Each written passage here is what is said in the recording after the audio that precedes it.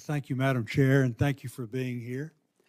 I apologize for running back and forth. It's so busy here and visiting with people in the hall. One of the people that I was visiting with is a mutual friend, Ambassador Mark Green.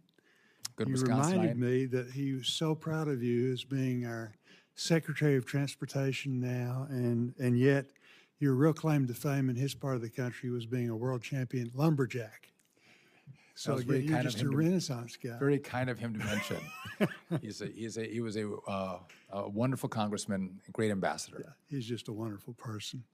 Let me just, and you don't have to respond to this, but I also want to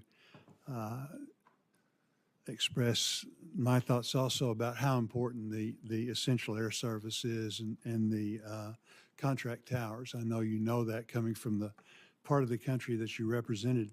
Also, I know that you understand that the most recent census revealed that more than half of the counties across the nation saw a population decline. In Arkansas, 53 of our 75 counties experienced the same, about 53% nationwide.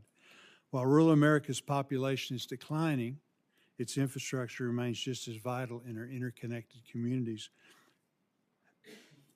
As urban and suburban projects are often given priority and rural bases are shrinking, how can we ensure that rural infrastructure gets the necessary support that it needs? Well, I think it's that you have to pay attention to it. You have to understand it, and it's having people from rural America fight for it. I think that's critical. And I come from rural America. On the discretionary grants, and there's tools and help that's offered to smaller communities to try to access additional resources. But it goes to the point that this has become so complicated. What we're working on, and hopefully we can do it, is how can we make this process simpler? So you just can't be a big institution that can apply and access competitive money. It's accessible for smaller communities where resources truly are just as needed. And I'm glad you bring that up. That was really my next question. We see this a lot in USDA grants and things. We're in a situation now where these, the ability to apply is so complex, so complicated. You're talking about spending thousands of dollars for grant writers. And again, the bigger communities can do that. That's simply something that we've got to concentrate on and across government, particularly I think with transportation, USDA, those kind of grants, because it does make it very, very difficult for our smaller communities, really for anybody, in order to access those grants. And that's not a cost driver, that's a cost saver.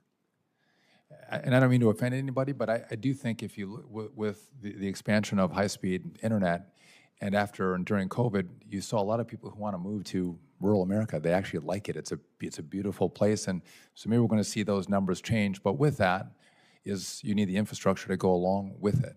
Right. And again, I think it's been interesting to see how people have gone back to the rural part of this country.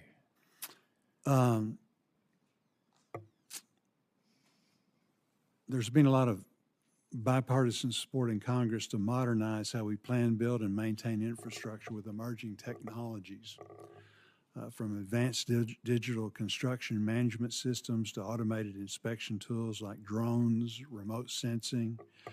These innovations can help address workforce shortages, improve project delivery times, and enhance safety across our transportation network.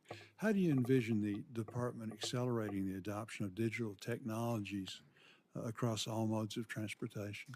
I think that we are sometimes we're thought of as hard hats and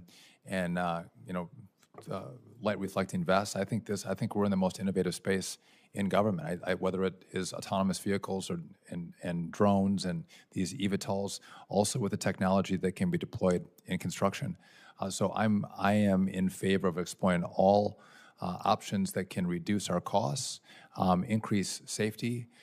And so if you have ideas on things that I should be looking at, I'm happy to do that. But I do think we are at the cusp of a technological revolution in regard to the way that people move and the way that our products move in this country, which is, again, I mean, we have to get it right. You can't go too fast with some of this stuff.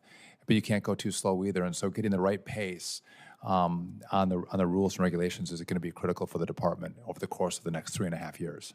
Very good. Thank you. Appreciate you. Thank you.